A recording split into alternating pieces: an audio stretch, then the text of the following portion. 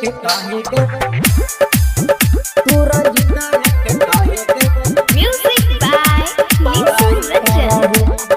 DJ Prabhunand DJ Prabhunand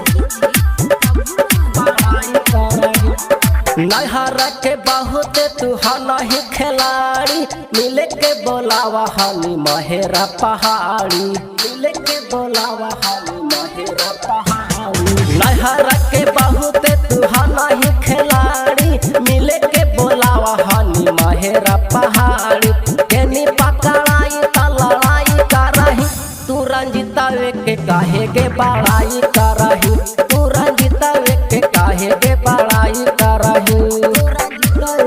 आप सुन रहे हैं यस म्यूजिक को music by Nishu Ranjan Prabhunand DJ Prabhunand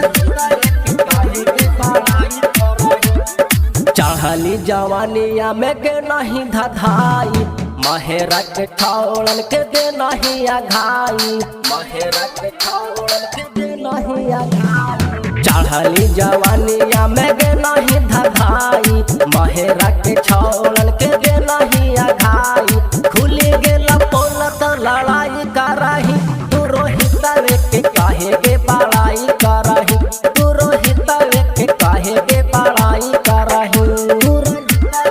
आप सुन रहे हैं यस म्यूजिक को music by Nishu Ranjan DJ Prabhunand